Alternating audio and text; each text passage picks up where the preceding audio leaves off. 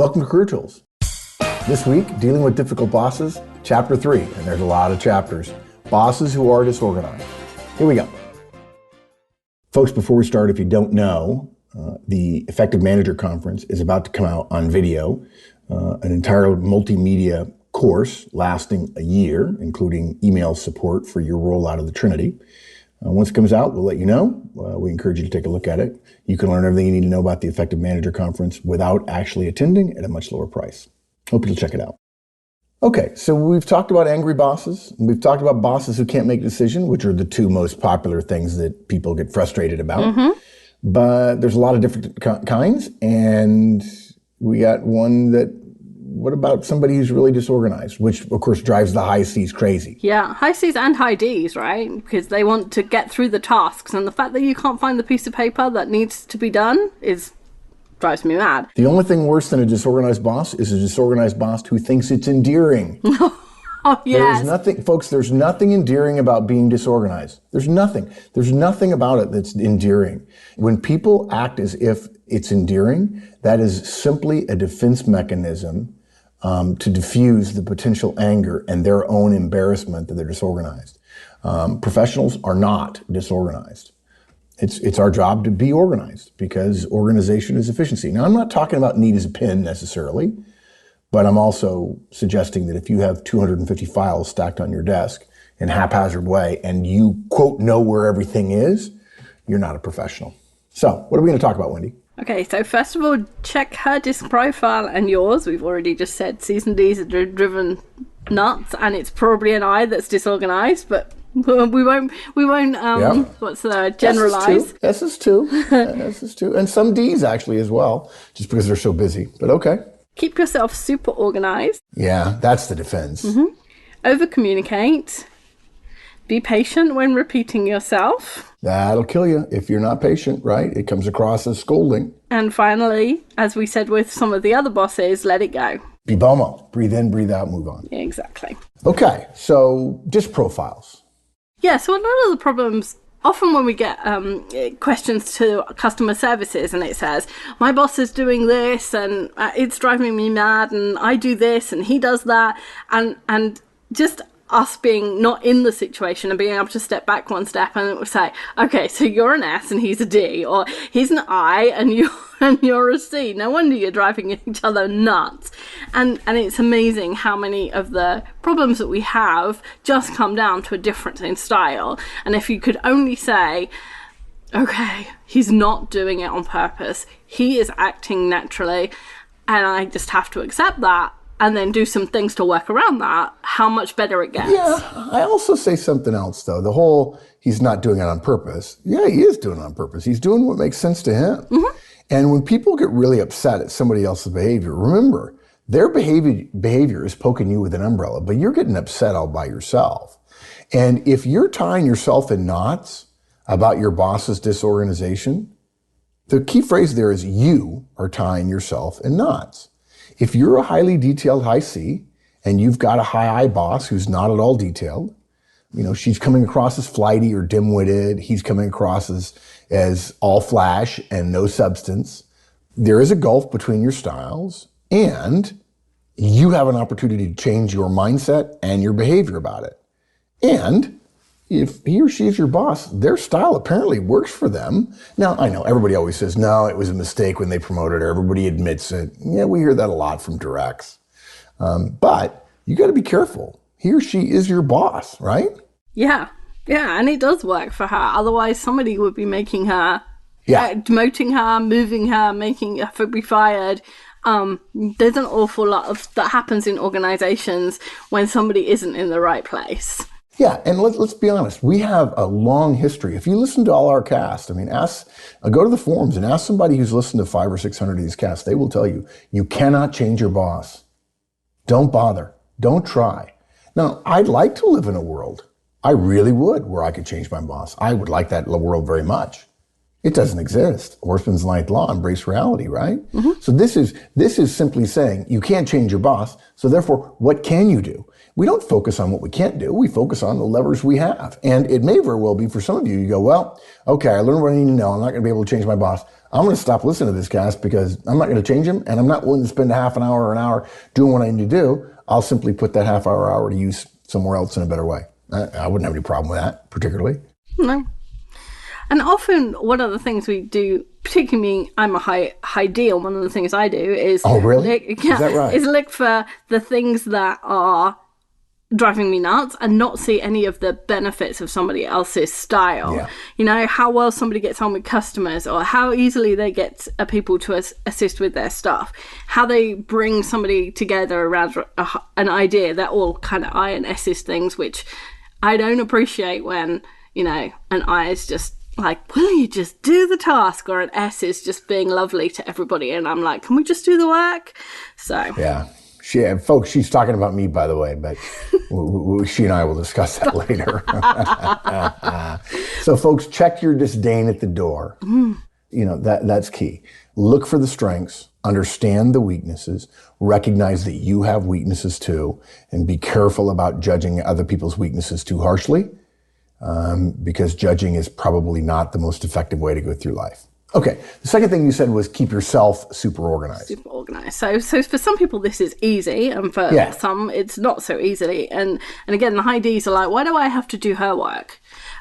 Because she's disorganized. Now I get more work, and I'm like, how's that fair? Yeah. Well, that's like somebody who's short saying, why am I not tall?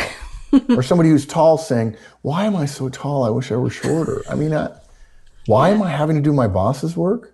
I'll tell you, the best people I know, they want to do their boss's work. Yeah. Give me some of the boss's work, I'll do it. Yeah.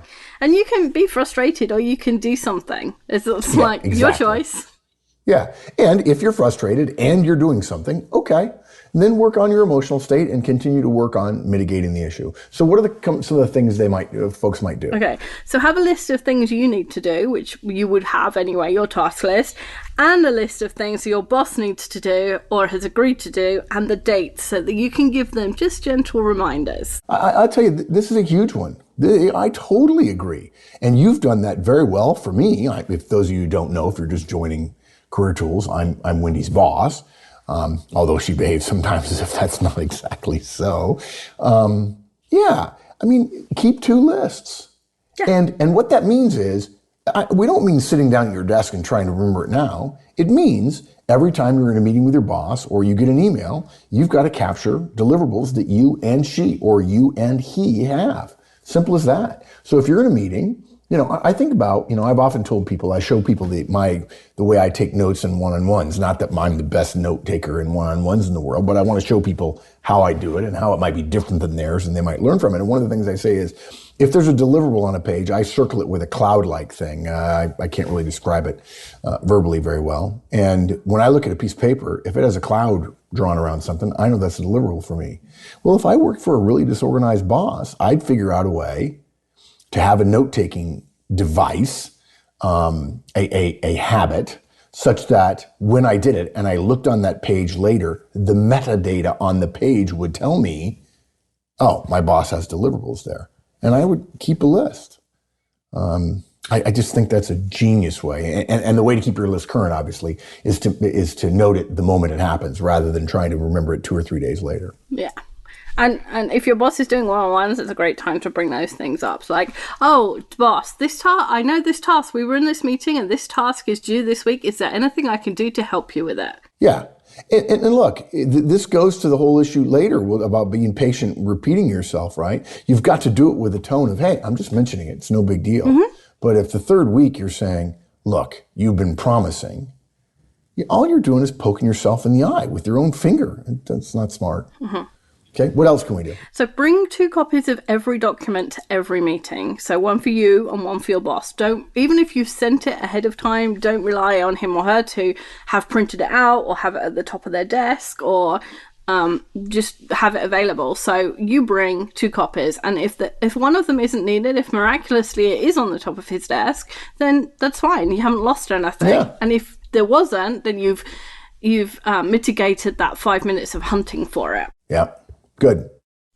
Keep emails with notes that might be useful later. So things like travel plans or project plans or, anything that you think that's likely to get forgotten.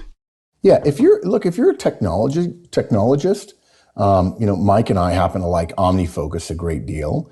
I find email, clicking and dragging stuff in email and dropping it into a folder with the context of the person, really powerful. I have a context for everybody in our firm, and I would absolutely do that for a boss. And maybe I'd call it boss, or if Wendy was my boss, I'd call it Wendy. And anything that she had committed to or deliverables that she had, I would drop it in OmniFocus, because OmniFocus is available on all my devices. And gosh, I mean, a detail of an email, right? Rather than having to search email for it, put it in OmniFocus with the context of boss, and there's much less to search there usually. Mm-hmm. Or an email folder with boss if you're not allowed to have OmniFocus or other. Oh, look, surely. I mean, look, if you're just joining us, you don't know this, but years ago we did a Manager Tools cast called God Email, and you ought to be using rules to separate your emails so that you're only searching for boss emails in the boss folder. There ought to be a folder called boss, and it ought to be action first, and it ought to be easy to search in that folder only for stuff that your boss needs help with. Good. Okay, what else? Okay, keep a list of passwords, phone numbers, websites in an easily accessible place so that you can easily call them up. So, what's the phone number for IT again? Who's our HR person? And guys, don't roll your eyes when he does that. Don't do it. Don't do it. I tell you what, you roll your eyes in private when your boss yells out from his office, "Hey, anybody got the number for IT? I can't find it." Mm-hmm. Right? And you roll your eyes, and then you do that, and you get in the habit of rolling your eyes, and then suddenly you recognize yourself doing it when you're standing in front of your boss. And it's not good. I can tell you that from experience. And Yes, you can. We got into a lot of trouble last week for telling people that they could share passwords or implying that was possible. And writing passwords down is also a no-no from IT. So you might want to ask them what the best way to do that is without causing a security breach. Yeah, it's true. And we've talked about security before. We've done a Career Tools cast about security, and we just have to be cognizant of that. It's easy to do it the other way, but being a professional sometimes is hard, and sometimes we have to choose the harder right rather than the easier wrong. Yeah. Okay, so another idea, suggest processes and keep to them. So this is things like saying, "Hey boss, I noticed that we had a problem when the customer asked for X. How about if I do this, this, and this, and all you have to do is sign it, and then I'll scan it and send it to the customer. Would that work for you?" And then you've minimized the amount of work he has to do. All you've got is a signature, which you can stand in front of him and ask him to do, and stand there and wait for him to do. And you've got the rest of the process. And because there's a process and he's got a part, it feels less like you telling him how to do his job and more like making it easy for him. Yeah. Okay. And the last thing is label things. So in our office, the last office I worked in, we had cupboards full of things like boxes of candidate files that we had to keep for 7 years. And every now and again you'd want one, not very often, but every now and again. And we wouldn't know which cupboard it was in, which box it was in, and, the boss was going mad because she needed it right now. So labeling things helps. Yeah, good. Okay, but really, I think the more important thing, I think some of those things are fairly straightforward, but I think the more important thing is, what should we not be doing? Yes. Okay, so don't try and organize your boss. Yeah, I think I already said that. Yeah, that's just the dumbest thing ever. His style works for him. And you're not going to be able to do it. Guys, you're not going to be the person that your boss goes, "Wow, I just never knew what organization was like." Because you doing something for your boss is not going to change your boss's behavior, and he or she will slide back in to the miasma of disorganization. And then they'll feel guilty. Don't do it. Don't do it. Just don't do it. Okay? Now, there's going to be somebody writes in, "Oh, I actually did it and it worked." Okay, and the exception doesn't prove the rule.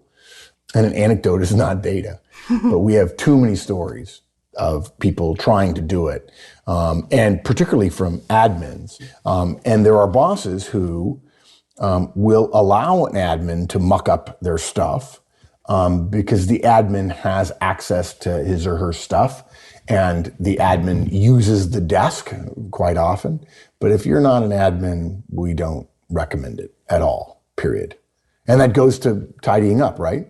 Yeah, don't tidy up people's desks or offices while they're gone, especially while they're gone.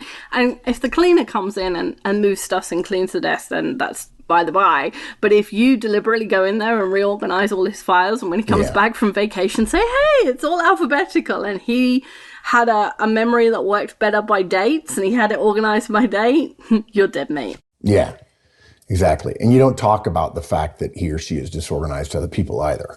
No, and there's a generalism there, which is you don't talk about your boss's bad habits or things you don't like about your boss to other people. Yeah, you don't talk about Fight Club, guys. You don't throw your boss under the bus. It's just a rule. Okay? Don't show him or her evidence of their previous decisions or actions. So one of the things I noticed myself doing in the last phone call I had with Kate and Liza, who work for us sometimes, is I said, okay, the decision is this. And they said, yeah, but you said before, do something else. And I was like, okay, but now I'm saying do this and I'm not going to change my mind. 5 minutes later, I told them to do something different because I didn't have it clear in my head. And I didn't mind them bringing it up because they needed to understand what I wanted. But in general, telling your boss, yeah, but you said that earlier and you told me to do that. Because you're disorganized, you've changed your mind and you don't remember and so on. Yeah, okay. Well, that's not going to help your career. It's a career limiting move, right? Yeah, no correcting in public, right? No That's correcting the natural extension. Yeah. Guys, just don't do that. Now, I know we tell you that, and there are some of you who go, well, gee, there's so many limitations. Yeah, there is. You give up your right to freedom of speech, and we have a long-standing history, 8+ years at Manager Tools, of saying you're not going to leverage, you don't have any leverage with your boss. And we wish it were different, but if wishes were horses, beggars would ride. Simple as that. And folks, for those of you who are listening, and maybe Paul, our fabulous audio engineer, has not been able to eliminate the noise in the background, that's because I'm at Pebble Beach and the gardener decided to come in an inopportune time, and I apologize for that, but I'm trusting that Paul will do his best to mitigate the background noise. Okay, so the next one is over-communicate. Yeah, gosh, but this is true for everything, right? It is, and we've said this before. I was just at a client yesterday and the day before in Portland, and we talked openly. I said, guys, the problem is you think one email solves the problem. You think saying something is communication. It's not. Hearing something is communication, and you have to say something 7 times for half your people to have heard it once. So you got to over-communicate, and that means with your boss sending status updates. Right? Even if you don't think it's necessary, everybody knows this. Well, your boss, if he or she is disorganized, this conversation you just had flew out of their head. Yeah. They have a short attention span. Part of being disorganized tends to be coupled with the mental processes related to having a short attention span. Now, it's funny. People are like, oh, I can't believe people have a short attention span. Those are the same people who say, oh, I'm totally multitasking. Yeah, sure you are. Yeah. And there's stuff you're doing that your boss never asks about, and you have an obligation to keep him or her informed, even if they don't ask about. And there's some stuff that he or she asks about frequently, and so you need to communicate about that stuff. Status updates are definitely a way to do it. Yeah, there are certainly possibilities that you say, I'm sending status updates and he's not reading them. Okay, fine. And we're not suggesting that you're washing your hands of the problem. And you getting in the habit of doing that, all you can do is all you can do. And this is what you can do.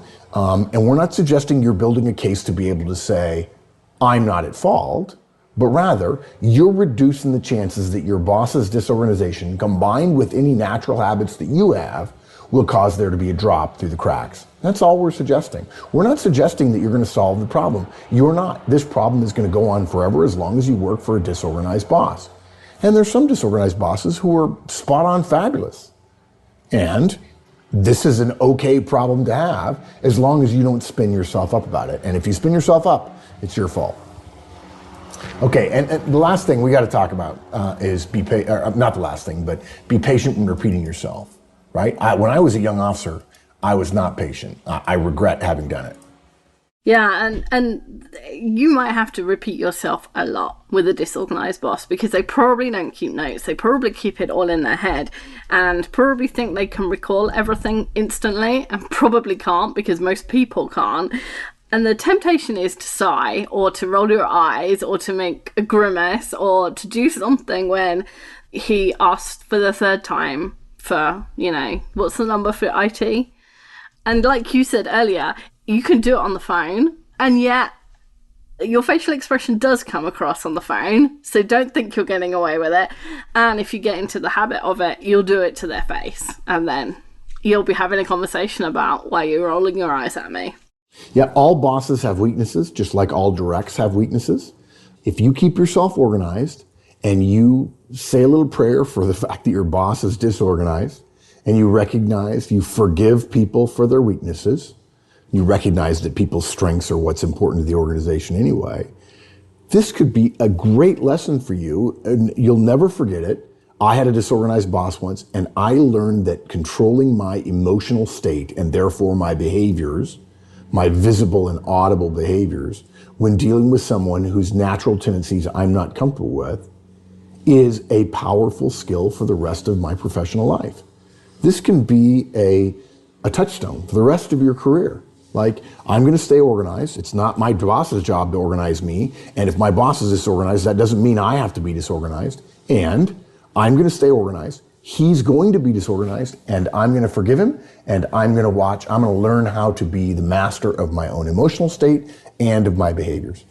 And then that leads to our last point, which is, if you can say that, let it go. Let it go. Yeah, if you're doing everything you can and you can honestly put your hand on your heart and say, I am doing everything I can to support my boss, which is my job, then the rest is up to if you're doing everything you can, you're doing everything you can. Yeah. And if you're still harboring frustrations about it, those are all yours, my friend.